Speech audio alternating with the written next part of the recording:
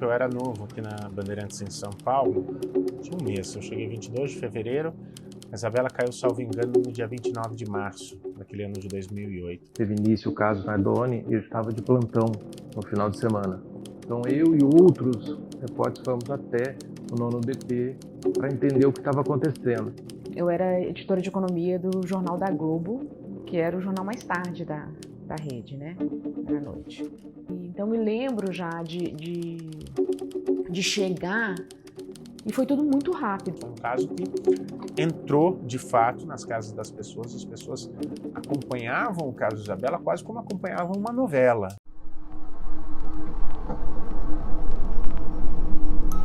O caso Isabela tomou conta da televisão brasileira, da mídia brasileira. A imprensa tem um papel fundamental na visibilidade de alguns casos. Pena que a gente não consegue cobrir todos os casos do mundo. Estavam lotados de reportagens sobre o caso Nardoni. Tanta atenção para o caso Isabela e os outros casos deixados de lado que envolviam crianças. E daí uma nota sem foto, sem nada, contando o que tinha acontecido com os meninos de Ribeirão Pires, porque no dia seguinte, quando eu peguei o jornal de novo, tinha muita informação sobre o caso Nardoni e tinha desaparecido. Esse caso de Ribeirão Pires não existia mais nada.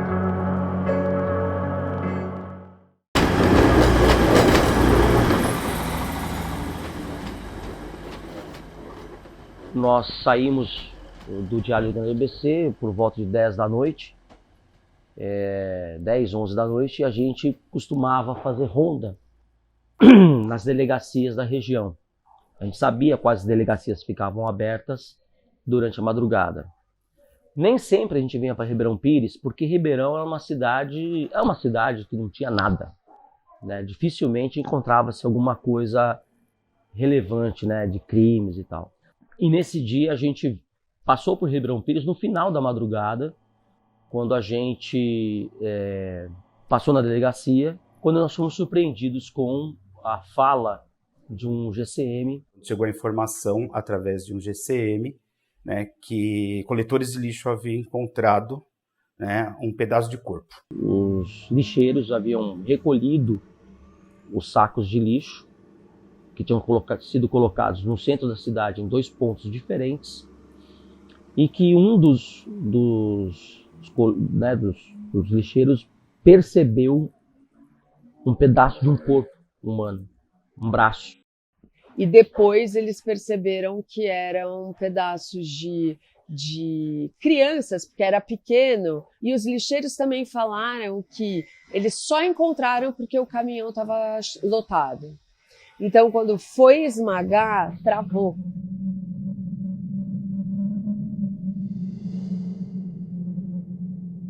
As primeiras informações que foram passadas pela polícia de que poderia ter sido um homicídio praticado por algum criminoso que havia entrado no apartamento durante a ausência do pai e atirado a criança pela janela, que era uma história absolutamente inacreditável.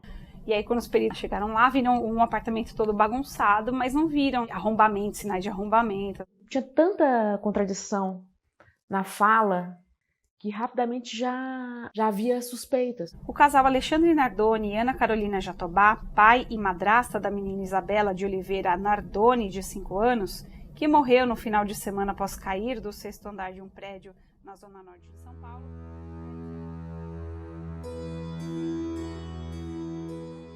Essas partes, né, dos corpos deles foram jogadas em sacos de lixo na periferia de Ribeirão Pires, que é uma cidade pobre da Grande São Paulo.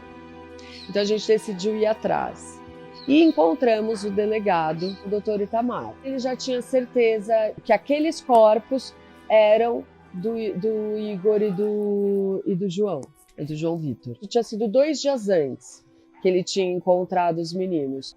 Os 2 meninos fugiram de casa na noite de quarta-feira, se não me falha a memória, e se dirigiram a 2 guardas municipais, pedindo que eles os ajudassem relatando que eles não se sentiam seguros dentro da própria casa.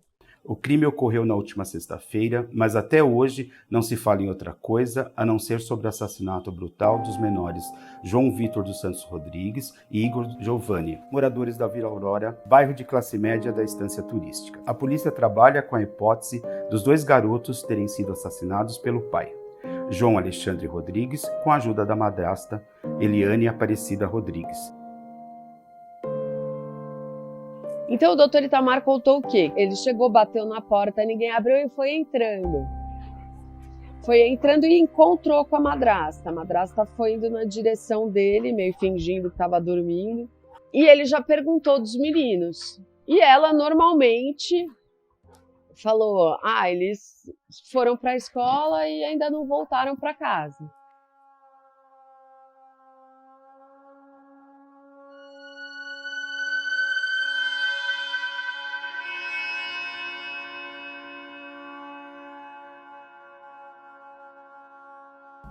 Uma menina de 5 anos morreu após cair do 6º andar de um prédio localizado na Vila Mazei, zona norte de São Paulo, na noite deste sábado 29. Quando lá no local mesmo falam que a rede estava cortada e que os pais estavam em casa, naquele momento não sabíamos que era a madrasta, aí surge a informação de um possível crime. Segundo ele, deixou a menina no quarto dela, arrumou a cama e depois arrumou a cama dos meninos, também que eram no quarto ao lado, e desceu para buscar o resto da família. Nesse intervalo, segundo ele, o criminoso entrou, não se sabe o motivo, porque não ficou registrado que houve algum bem levado, e nesse intervalo, esse bandido decidiu, por motivos ignorados, também jogar a criança pela janela. E quando ele retornou com essa família, encontrou o buraco, uma tela de proteção do quarto dos meninos e a menina lá embaixo. Não tinha nenhuma outra impressão digital no apartamento, não tinha arrombamento, não tinha aparecido em nenhuma imagem. Uma fala desencontrada que ia realmente colocando a luz no casal, assim. Nenhum arrependimento e muito ódio marcaram o depoimento de Eliane Rodrigues, a madrasta que confessou participação no assassinato dos enteados João Vitor Rodrigues, de 13 anos, e Igor Rodrigues, 12 anos. Eliane foi presa por volta das 3 da manhã. A polícia, a madrasta, acusou o marido e disse ter somente ensacado os corpos. Eles pegaram o João, o João estava voltando do trabalho e então daí ele confessou depois disso. Crime na visão do pai. Rodrigues voltou a afirmar que o crime foi motivado porque as crianças atrapalhavam a rotina do casal. Eu estava de folga no fim de semana, mas eu cheguei numa segunda-feira de manhã para trabalhar. Era repórter de rádio, e aí o meu chefe falou assim, olha, tem um caso para você cobrir. Uma menina caiu da janela de um prédio aqui na Zona Norte, né? Então eu preciso que você fica mais em cima possível desse caso, né? Para apurar, porque a história está crescendo. Num primeiro momento, ali naquele primeiro ou segundo dia, ainda era um caso de grande repercussão, mas como muitos que a gente teve. Quando as emissoras de TV, em particular, tiveram acesso às imagens da vítima, da família da vítima, o caso ele ganhou uma dimensão que eu, 22 anos de carreira na Folha, e mais 5 que eu tenho fora, eu nunca vi nada parecido. Cada passo novo da investigação, as pessoas iam acompanhando, iam comentando nas ruas. Foi uma mobilização da redação grande em torno desse caso. Ou você falava de Isabela Nardoni, ou você não tinha, ninguém olhava para você, porque todas as outras estavam falando de Isabela Nardoni e as pessoas queriam saber o que ia acontecer. Quando eu tive o contato com essa história do João Vitor e do Igor pela primeira vez no trabalho, como assessora de imprensa da Secretaria da Segurança, eu me interessei e achei que essa era uma história que precisava e merecia ser contada em profundidade. Foi um negócio bastante importante. Inclusive correspondentes internacionais na época. Eles vieram para Ribeirão, Porque foi um caso que chocou demais, né? Não se contava a história dele, só se contava a história dos Nardoni.